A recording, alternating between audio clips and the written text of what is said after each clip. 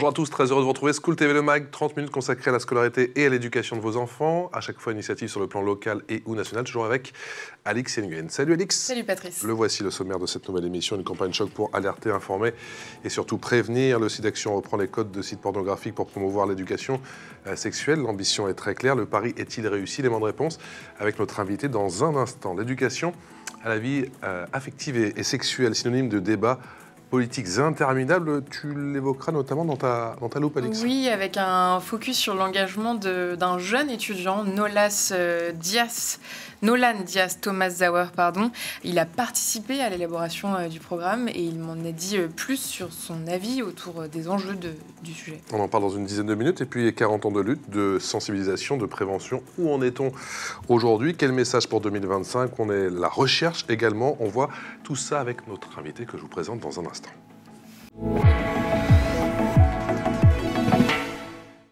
Bonjour Sandrine Fournier. Bonjour. Merci d'avoir accepté notre invitation. Responsable programme prévention gay du SIDAction. Ça fait combien de temps que vous travaillez au sein du SIDAction? Longtemps.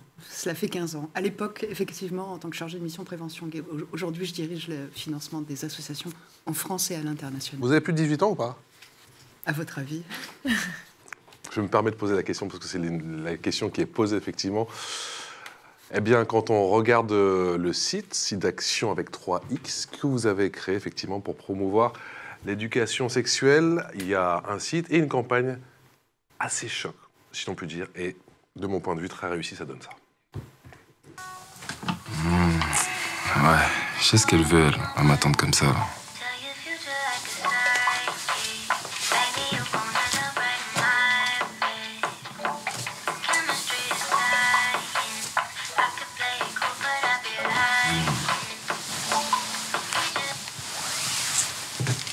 Bah non. Ce que vous voyez dans ce genre de vidéo, c'est pas ce que vous croyez. Dans la pornographie, on ne parle jamais de consentement. Avoir une relation sexuelle avec une personne qu'il ne souhaite pas clairement, c'est un viol. Chaque acte sexuel doit être clairement et librement consenti. Et il n'y a aucune exception à ça.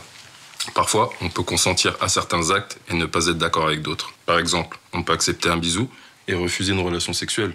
Dans tous les cas, il est important que tout le monde soit d'accord. Dans la pornographie, ce ne sont que des fabrications, des fictions. Même nous, dans la vraie vie, on a rarement ce genre de sexualité. Mais il y a d'autres moyens de trouver les réponses que vous cherchez dans ces vidéos. Le plus important, c'est de bien s'informer. Alors, il y a ce spot et bien sûr cette campagne qui reprend véritablement tous les codes des sites pornographiques. Voilà, on les découvre. Comment vous est venue l'idée, au final? Alors, je dirais qu'on part d'un constat qui est, puisque notre problématique est celle je dirais une problématique de santé publique. Le constat, c'est que plus de 60% des jeunes ont accès au contenu de sites pornographiques avant l'âge de 15 ans. On sait qu'une bonne proportion d'entre eux et elles considèrent finalement que le porno, c'est un support pédagogique comme un autre pour apprendre la sexualité. Or, vous le savez, la sexualité qui est mise en scène dans le porno, c'est une sexualité souvent violente, avec des représentations très dégradées des femmes, dans lesquelles le consentement est rarement la question, dans laquelle aussi les hommes doivent être hyper performants. Enfin bref, c'est une sexualité... Bodybuildé, performant, bien sûr. Et dans laquelle, évidemment, on ne parle jamais de prévention. On ne voit jamais de préservatif ou d'autres moyens de prévention. Tout cela dans un contexte dans lequel, en tout cas pour ce qui nous intéresse plus directement, le VIH, les autres IST, le VIH reste malheureusement à un niveau élevé aujourd'hui en France en termes de nouveaux diagnostics, mais aussi les autres IST qui, elles, sont en augmentation depuis des années. Donc voilà, il est important... à la fois évidemment d'informer sur ces questions très spécifiques, les modes de transmission, les moyens de prévention, etc. Mais ça va bien au-delà, c'est-à-dire que si on veut qu'un jeune, quand il entre dans la sexualité, il soit en capacité de discuter tout simplement avec son ou sa partenaire des moyens de prévention, qu'il soit en capacité de dire non, je ne souhaite pas avoir un rapport non protégé, par exemple, il faut qu'il ou elle ait acquis tout au long de sa scolarité, c'est notre proposition et c'est très important. Toutes les compétences qui lui permettent à la fois de respecter son corps, celui des autres, d'avoir assez d'estime de soi pour se protéger, de respecter les différences. Vous voyez, c'est un panel en fait. Et ce que montrent d'ailleurs certaines études, c'est que l'éducation complète à la sexualité, c'est-à-dire qui aborde vraiment la vie affective, relationnelle et sexuelle, c'est-à-dire cette éducation qui apporte aussi des connaissances sur les rapports de pouvoir entre les hommes et les femmes, qui déconstruit les stéréotypes de genre, eh bien ce sont ces programmes-là qui ont vraiment un impact tout à fait mesuré sur les IST, par exemple. D'accord. Et pour en revenir plus précisément sur cette campagne que moi je trouve très ingénieuse et encore une fois très claire, vous avez hésité à un moment où vous vous êtes dit non, c'est ça, on touche du doigt quelque chose, il faut... Pour parler au plus grand nombre, il faut reprendre tout simplement les codes effectivement de ces sites. Exactement, et on voit que ça fonctionne, c'est-à-dire les jeunes vont cliquer, et lorsqu'ils cliquent, ils ont accès à des contenus sur différents thèmes, vous en avez montré un, mais également à des liens vers des sites d'information tout à fait fiables, voilà, vers des ressources d'information. Et là, le sujet de la vidéo, c'est celui du consentement. Est-ce qu'il y a d'autres thèmes d'aborder ? Tout à fait, il y a l'orientation sexuelle, il y a bien sûr la prévention, il y a les violences. Donc je n'ai plus en tête l'ensemble des thèmes abordés, mais il y en a quelques-uns qui font partie justement des programmes d'éducation sexuelle tels qu'on souhaiterait qu'ils soient effectivement mis en place. Et est-ce qu'il y a un double message, à savoir celui de déconstruire un peu le monde du porno, ou en tout cas de sensibiliser sur le sujet porno, ou... L'idée, c'était juste d'en reprendre les codes. Alors, c'est reprendre les codes, mais vous avez raison, c'est aussi pour dire aux jeunes, attention, ce que vous voyez là, et en particulier aux plus jeunes, puisque évidemment, les adolescents de plus de 15 ans savent bien que ce qu'ils voient n'est pas la réalité. Mais pour les plus jeunes, ça peut poser question, en fait. Donc, il s'agit d'abord de leur dire, attention, ce que vous voyez, c'est une fiction. Et j'étais étonné même, parce que vous avez pris le parti de reprendre les termes qui sont utilisés justement dans ces sites, à commencer, je prends par exemple le terme de sexy-beurette, qui a une connotation en plus... raciste, mais qu'une étude en 2019 a montré que c'était, je crois, le terme le plus recherché sur ces sites. Donc là aussi, c'est un parti pris, de parler franchement. Oui, tout à fait un parti pris. Ça pose question aussi, peut-être les parents qui voient ces affiches s'interrogent. Ça peut être l'occasion d'une discussion, peut-être, avec leurs ados. Voilà. Quels sont les messages, d'après vous, Sandrine, les plus nocifs, les plus clichés, vous l'avez un petit peu évoqué, concernant tous ces contenus porno qui sont... Malheureusement, aujourd'hui, à la portée de tous, c'est que des enfants peuvent même voir, malgré eux, à la récréation. Il suffit qu'il y ait un élève qui ait sur son portable du contenu. Tout à fait. Et t'as rien demandé et on te demande du contenu porno. Je pense que c'est à la fois la violence et la question du respect, en fait. C'est une sexualité qui n'est pas respectueuse, et en particulier des femmes. C'est l'injonction aussi à la performance des hommes, qui, je pense, pour un jeune garçon qui fait son entrée dans la sexualité, n'est pas du tout facile à vivre, qui peut le conduire à devenir violent aussi, parce qu'il veut se sentir à la hauteur, il veut montrer un type de virilité qui est mise en scène, qui nous semble tout à fait défavorable à des relations harmonieuses, en fait. Impossible, Sandrine, pour vous de bloquer, alors je sais que c'est pas forcément votre parti, mais de bloquer ces contenus. La seule solution, c'est justement d'amplifier la prévention et des préventions.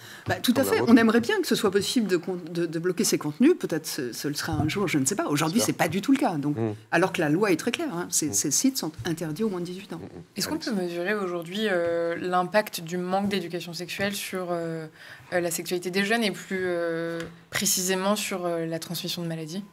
Alors oui, on le mesure. Alors nous, on le mesure chaque année, je dirais, à SIDAction, parce qu'on réalise un sondage auprès des jeunes qui vise précisément à mesurer leur niveau de connaissance, à la fois des modes de transmission, du VIH, des autres IST, mais aussi les moyens de prévention. Et franchement, on hallucine chaque année. C'est-à-dire qu'on voit que ah oui, ça baisse d'année en année, avec des fausses croyances qui perdurent, et dans tous les sens. C'est très étonnant. À la fois, on pense que des jeunes, quand même, un tiers d'entre eux pensent, par exemple, qu'on peut contracter le VIH en embrassant une personne séropositive, ce qui est hallucinant. Ça n'est évidemment pas du tout le cas. Et dans le même temps, ces jeunes, quand même, un quart d'entre eux pensent que la pilule contraceptive protège du VIH. Donc, si vous voulez, il y a vraiment beaucoup, y compris, je ne vous parle pas des piqûres de moustiques, de l'idée que partager un verre avec une personne vivant avec le VIH serait dangereux. Bon, or, il faut vraiment dire aux gens... Mais pourquoi ces fausses croyances, selon vous ? Alors, je dois vous dire, à la fois parce qu'on en parle moins, enfin d'abord parce qu'on n'en parle pas à l'école, soyons clairs. Hein, je pense que vraiment cette éducation, pour nous, tout au long de la scolarité, elle est essentielle, parce qu'elle est la première source d'information. Dans un contexte où, contrairement à il y a 20 ou 25 ans, on en parle beaucoup moins dans les médias. Heureusement, vous continuez à le faire, d'autres le font, mais 2 fois par an, à l'occasion du 1er décembre, du SIDAction. Oui, bien sûr. Voilà. Mais donc, on manque vraiment de... Vous avez le sentiment, Sandrine, de faire le boulot de l'école? Pardon ? Est-ce que vous avez le sentiment de faire un petit peu le boulot de l'école? Est-ce que vous avez le sentiment de faire un petit peu le travail, le boulot de l'éducation nationale? D'accord, c'est le boulot que j'avais pas. Le boulot. J'avais pas compris, excusez-moi. Le travail. Alors. Modestement, mais bon. Alors modestement, alors là, curieusement, et à notre grande surprise, beaucoup d'infirmières scolaires nous ont contactés et certains profs vont nous dire qu'elles allaient utiliser les vidéos de la campagne comme support à discussion avec les élèves. Donc, on est très content, évidemment, que cette campagne puisse aussi fournir des outils, évidemment, aux enseignants, aux infirmières scolaires, aux associations qui interviennent. Mais effectivement, c'est à l'école de faire ce travail-là. On continue à parler effectivement de ce thème, de la prévention, et on passe à la loupe. La loupe, c'est avec Alix.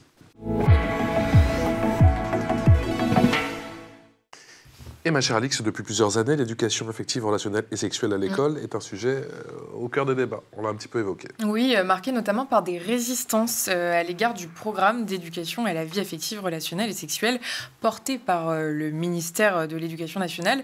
Il vise à renforcer l'information sur la sexualité, mais aussi à aborder les aspects relationnels et affectifs, comme son nom l'indique. L'objectif est d'offrir aux jeunes des connaissances essentielles et de leur donner des clés. Et parmi les acteurs engagés dans ce projet, on retrouve Nolan Diaz-Thomas-Zauer, étudiant en première année à Sciences Po Strasbourg et ancien membre du Conseil supérieur de l'éducation. Pendant plus de 6 mois, il a joué un rôle actif en collaborant à l'élaboration de ce programme. On l'écoute sur les enjeux autour de ce travail. Il y a plusieurs enjeux à ce programme d'éducation à la vie affective, relationnelle et sexuelle. Le premier, je pense qu'on l'a trop oublié, c'est justement ce côté affectif et relationnel. Le but, c'est d'apprendre aux élèves à échanger entre eux, à construire ensemble et plus globalement à faire société. Et ça, malgré tout ce que certains peuvent dire, faire société, c'est avant tout le but de l'école. Ensuite, ce programme a été salué par l'ensemble de la communauté éducative. Et c'est assez rare au sein de l'éducation nationale pour que ce soit souligné. Donc quand on a des critiques de la part de certains mouvements, en fait, ce sont des critiques qui sont totalement déconnectées de la vie de la communauté éducative. Sur la polémique du genre, qui a été abordée en particulier par Alexandre Portier, le ministre, il faut regarder ce qui est écrit dans le texte. Ce qui est écrit dans le texte, c'est qu'on aborde ces thématiques-là dans un objectif de tolérance, dans un objectif de faire comprendre aux élèves qu'il y a plusieurs manières de vivre son corps et de vivre sa sexualité. Et ça, je ne trouve pas ça du tout dramatique, mais au contraire souhaitable pour éviter les problématiques de harcèlement, etc. Ensuite, sur la polémique autour des pratiques sexuelles, là aussi, il s'agirait de lire le programme. À aucun moment, on a une quelconque pratique sexuelle qui est évoquée dans ce programme. Le but, c'est au contraire de favoriser une sexualité épanouie, sans danger, et qui se fait dans le consentement et dans la compréhension de l'autre. Et ça, c'est plus que souhaitable, dans un monde où les violences sexuelles et sexistes sont malheureusement beaucoup trop présentes. Donc moi, je salue ce programme, et je pense qu'il est absolument nécessaire aujourd'hui de le mettre en œuvre, et le plus rapidement possible. On l'aura compris, pour Nolan, ce programme est bien plus qu'une simple initiative éducative. C'est un vrai levier pour créer un environnement de dialogue et d'échange où chaque jeune peut trouver des réponses adaptées à ses interrogations, d'où la nécessité de dépasser les clivages politiques pour se concentrer sur les besoins réels des jeunes. Sandrine, depuis 2001, une loi rend obligatoire l'éducation à la sexualité à l'école, du CP à la terminale, à raison de 3 séances par an. Mais cette obligation est peu respectée. Certains estiment même que ce n'est pas à l'école de traiter ces questions. Qu'est-ce que vous répondez ? Alors écoutez, face à cette question, moi je suis sidérée parce que nous vivons dans un pays qui comptabilise environ 160 000 violences sexuelles, notamment dans le cadre familial, d'inceste, sur les enfants. Est-ce qu'on croit vraiment que c'est dans ces familles que ces enfants vont pouvoir s'éduquer sereinement à la sexualité ? On est aussi aujourd'hui dans le contexte du procès des viols de Mazan. On voit bien, ce que montre ce procès, c'est aussi que pour un certain nombre d'hommes, au fond, une femme peut être considérée comme un objet sexuel que l'on peut prendre, pourvu qu'on ait le consentement de son mari. On voit bien qu'il y a vraiment beaucoup à faire. Et bien sûr que c'est à l'école. Chaque famille a sa sensibilité. chaque famille est plus ou moins à l'aise pour aborder ces questions. Bien sûr que ça s'aborde aussi en famille et à la manière dont le souhaitent les parents. Mais par ailleurs, je pense que là, il s'agit bien de partager un socle commun, c'est-à-dire au-delà des différentes sensibilités, croyances, etc. Il s'agit bien, comme le disait Nolan, de vivre ensemble. Ouais. Et franchement, c'est polémique. Faire société. Et comme le dit Nolan, Nolan le dit très bien, ces polémiques, elles sont issues d'un rapport totalement déconnecté à la réalité. Parce que ces personnes qui parlent d'idéologie de genre, ce qui ne veut rien dire d'ailleurs, soit dit en passant, fantasment en fait un réel où les enfants seraient tout à fait protégés et fantasment le fait que de leur parler de sexe, c'est ce qui les exposerait au danger, mais c'est tout le contraire en réalité. C'est-à-dire qu'on vit dans une société qui est hyper sexualisée et, comme vous le savez, dans laquelle l'accès au contenu pornographique est malheureusement tout à fait facile pour les enfants. Donc on part de cette réalité et on combat et on met en place ce qu'il faut pour informer les jeunes. Nolan, il y avait aussi Nolan qui évoquait aussi la prise de position d'Alexandre Portier, effectivement, le ministre délégué à la réussite scolaire. Vous lui avez répondu via un communiqué, il me semble, c'est ça? En parlant d'un recul inacceptable. Bah oui, c'est tout à fait inacceptable. Et encore une fois, c'est totalement déconnecté du réel. C'est-à-dire que là, ce que fait ce ministre, que je ne connais pas, c'est de donner des gages aux mouvements les plus virulents contre l'éducation à la sexualité, qui sont des mouvements issus de l'ancienne Manif pour tous, des mouvements idéologiques très marqués, de droite conservatrice, mais aussi d'extrême droite. On va regarder un autre extrait d'une autre campagne, puisque là aussi, je vois votre talent, vous aimez bien reprendre les codes. Cette fois-ci, ce ne sont pas les codes de la pornographie, ce sont les codes de la télé-réalité, avec un autre message fort. Rien sur les histoires de cul, mais c'est bien, continue, va baiser tous les mecs de la ville, en fait, tu vas te choper toutes les bactéries de la Terre, c'est bien, bravo. C'est toi la bactérie déjà. Espèce de grosse... Moi déjà, je sais quelque chose. Mais parle bien France, déjà, vas-y. Déjà, je te dis parce que tu me parles bactérie, nanana. Ouais, parce que moi qui jeter la bactérie. La vie de ma mère, c'est une grosse... Déjà, je vous le dis, il n'y a que les gays qui chopent le sida, d'accord? Non, je suis désolé, c'est pas du tout ça. Alors, il faut savoir que parmi les personnes ayant découvert leur séropositivité, 51% sont hétérosexuels. Ce qui veut bien dire que le VIH, ça touche tout le monde. Je vous le dis ici parce que je sais très bien que vous n'auriez jamais cliqué sur une simple vidéo sur le VIH. Ça aussi, c'est un format qui fonctionne bien. Vous avez quel retour? Avec ces messages qu'on a entendus, il n'y a que les gays qui chopent le sida. Oui, tout à fait. On a réalisé effectivement cette campagne, comme je vous le disais tout à l'heure, on mesure effectivement la perte de connaissances en fait, des jeunes et la persistance des fausses croyances. Donc c'était pour effectivement contrecarrer ces fausses croyances qu'on a réalisé cette campagne sous un format, comme vous le voyez, qui incite à aller regarder, à aller voir. Oui, je trouve aussi. Avec un petit peu d'humour et toujours ces codes de la latéralité. Il y a relâche clairement dans les pratiques de prévention oui, clairement. Chez les jeunes. C'est inhérent justement à notre jeunesse? Clairement. Depuis de nombreuses années, on voit que petit à petit, par exemple, l'usage du préservatif au premier rapport sexuel est vraiment en baisse. On voit que là, on vient de réaliser une enquête très très robuste sur la sexualité des Français. C'est une enquête qui est réalisée tous les 15 ou 20 ans. La dernière édition vient d'être réalisée et elle montre notamment que dans la tranche des 18-29 ans, 50% des femmes et 40% des hommes déclarent ne pas avoir utilisé de préservatif dans les 12 derniers mois avec un nouveau partenaire. Donc on voit que ces réflexes préventifs, malheureusement, s'érodent. Pourquoi ils s'érodent? Moi, je suis né en 78, j'ai 46 ans, et c'est vrai que je suis de cette génération qui était très concernée. J'ai le sentiment qu'on en parlait tout le temps, qu'on était effectivement informé tout le temps, et pas que par le site d'action. Tout à fait. Tout à fait. C'était effectivement médiatiquement traité de manière... Alors c'est vrai, dans un contexte qui était terrible, où les gens mouraient aussi auparavant. Alors il n'y a plus cette peur, et tant mieux, franchement. Il n'y a plus non plus l'idée que aujourd'hui une personne qui verrait avec le VIH, ça se verrait. Ben non, ça ne se voit pas du tout. Dieu merci, les gens sont en très bonne santé, avec des traitements bien sûr, mais continuent à vivre en bonne santé. Et surtout ne transmettent pas le VIH. Alix. Donc c'est ça la raison principale du fait que les jeunes aient moins peur, en fait, simplement. Tout à fait. Et puis, c'est très paradoxal parce qu'en fait, dans ces fausses croyances, d'abord, ce qu'on voit, c'est que les jeunes pensent que c'est une maladie de vieux et les vieux pensent que c'est une maladie de jeunes. Or, on voit bien parmi les nouveaux diagnostics réalisés en 2023, 5500 nouveaux diagnostics en 2023 de VIH, on voit que quand même ça concerne 17% des jeunes. Parmi ces diagnostics, 17% sont des jeunes de moins de 25 ans. C'est pas rien du tout. Et c'est un peu plus que l'année dernière, c'est 2% de plus. On voit que ça concerne 22% des plus de 50 ans. Donc, idem, c'est un public auquel s'adressent rarement les campagnes de prévention. Or, on voit bien, ce qu'on voit, c'est par exemple la situation de personnes qui ont vécu pendant des années en couple, rupture conjugale, donc reprise d'une sexualité, en passant sur évidemment les applis de rencontre, etc. Et là, avec des réflexes qu'on n'a plus en fait et qu'on n'a pas eu évidemment en étant dans un couple stable pendant des années. L'idée pour une femme parfois de se dire, si je propose un préservatif, on va avoir une idée de moi comme de quelqu'un d'un peu léger. C'est pas. Il faut informer les jeunes, mais aussi les plus âgés. Et cette croyance selon laquelle ça ne concernerait que les homosexuels, c'est une idée qui reste bien ancrée ? Ça reste pas mal ancré, ouais. Et c'est plus le cas aujourd'hui. On a là vous citiez le chiffre dans le clip, aujourd'hui, c'est davantage en c'est 56-57% de transmission par voie hétérosexuelle. Alors, d'ailleurs, pourquoi ça a baissé ? Parce que pendant très très longtemps, vraiment, les hommes homosexuels, c'est le premier groupe concerné par le VIH. Pourquoi ça a baissé ? Parce que les hommes homosexuels se dépistent davantage que les autres. Et donc ont accès à un traitement et donc ne transmettent plus, etc.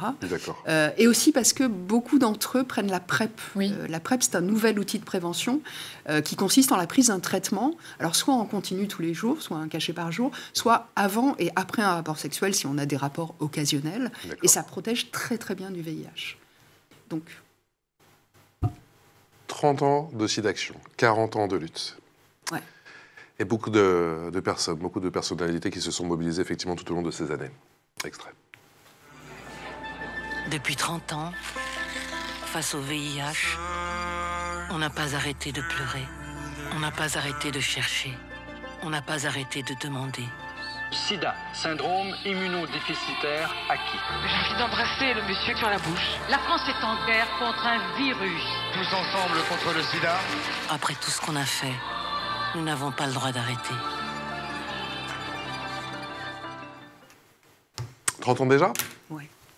30 ans déjà, oui. Et que de messages, que de campagnes, que de prévention. Qu'est-ce qui nous attend en 2025, justement ? Quels sont les axes, encore une fois, de progrès concernant la recherche et la prévention ?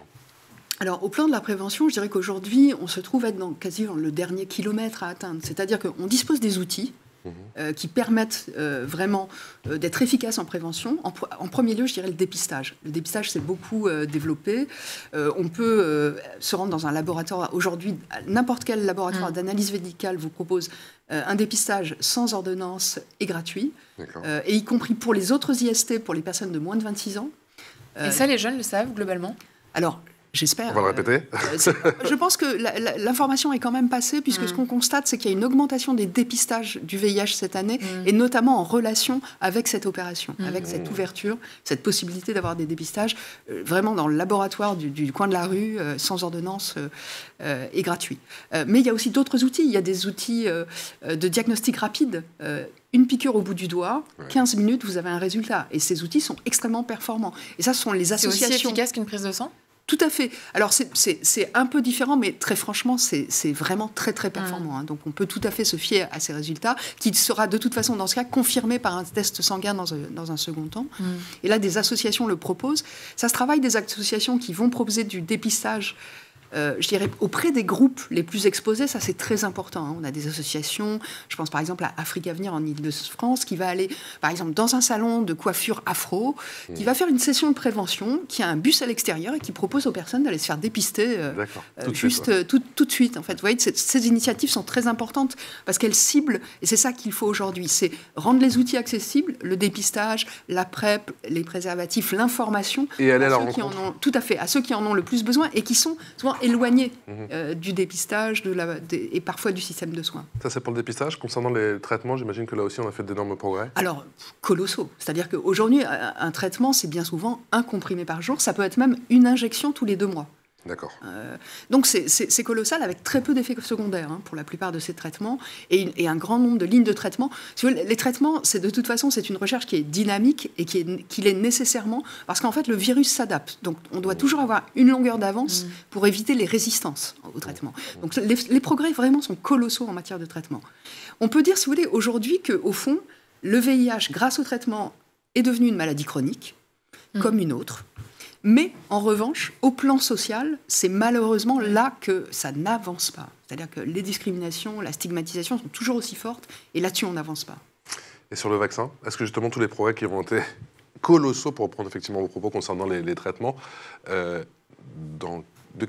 dans quelle mesure, justement, ça peut nuire à la création d'un vaccin, ou on attend un vaccin depuis très longtemps? Alors, en fait, non. Les équipes de recherche sont très, très actives depuis 40 ans, vraiment, sur la recherche du vaccin. Alors, on lâche pas, d'accord. Non, on lâche pas. Il faut bien voir que si on a pu trouver un vaccin en 1 an contre le SARS-CoV-2, c'est bien parce que 40 ans de recherche sur le VIH ont vraiment beaucoup apporté à la recherche sur l'immunité et sur les vaccins et l'élaboration des vaccins de manière plus globale. En revanche, le VIH, lui, c'est un virus particulièrement coriace. D'abord parce qu'il s'attaque précisément aux cellules qui défendent l'organisme, aux cellules de l'immunité, et aussi parce qu'il a une capacité de mutation qui est proprement extraordinaire. C'est-à-dire qu'à l'intérieur d'un même individu, à chaque fois que le virus se reproduit, il est un tout petit peu différent. Donc, des centaines de milliers de versions du même virus un peu différentes dans un même corps. Vous voyez, c'est ça aussi qui rend la recherche vaccinale très complexe. Mais on continue, on ne lâche pas. Qu'est-ce que la gonococcie ? Alors, c'est une infection sexuellement transmissible, une IST, on appelait ça autrefois MST, pour maladie sexuellement transmissible. Il y en a, celles qui sont les plus communes en France sont la syphilis, effectivement la gonorrhée et les chlamydia. Ces 3 infections, je le disais plus tôt, connaissent malheureusement des augmentations, et en particulier chez les plus jeunes. La syphilis, dans l'imaginaire, c'est presque une maladie moyenâgeuse. Ah ouais, c'est encore très très présent en France. Alors, de mémoire, en 2023, on avait 55 000 diagnostics de chlamydia, c'est quand même considérable. On avait 23 000 de gonorrhée et 5 800, je crois, de syphilis. Et tout ça augmente chaque année. Pour des infections qui se traitent très bien avec des antibiotiques, qui se dépistent très bien aussi, soit par une prise de sang, soit par un prélèvement. Et je dirais que la problématique pour nous, elle est très importante. D'abord parce que lorsqu'on est porteur d'une IST, on contracte plus facilement le VIH, parce qu'on peut avoir des muqueuses qui sont endommagées par les IST. Donc c'est un vecteur, je dirais, pour le VIH. Et d'ailleurs, parmi les personnes qui ont découvert leur séropositivité en 2023, un quart d'entre elles étaient porteurs d'une autre IST, syphilis, chlamydia ou d'une hépatite. Donc c'est vraiment un combat qui va avec, c'est-à-dire que, et c'est bien pour ça qu'on insiste sur l'éducation. Et ça, les jeunes y pensent encore moins.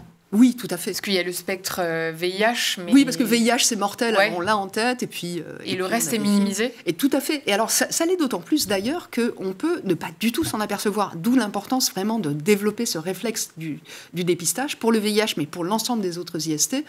Parce que, précisément, on peut vivre des années avec ces infections sans le savoir. Et alors qu'elles provoquent des dégâts considérables, chez les femmes en particulier, de l'infertilité, par exemple. 2025, ça peut être l'année du préservatif interne ou pas? Alors, le préservatif interne, c'est important d'en parler. C'est vrai que c'est peu utilisé, c'est peu publicisé. Mais oui, il faut continuer. On appelle à tort le préservatif féminin, c'est ça? Oui, tout à fait. Oui, parce que comme il est interne, il peut aussi être utilisé dans le cadre d'une pénétration anale, en fait. Bien sûr. Donc, interne et donc une appellation plus juste. Plus juste, plus correct. Merci infiniment d'être venu nous voir aujourd'hui.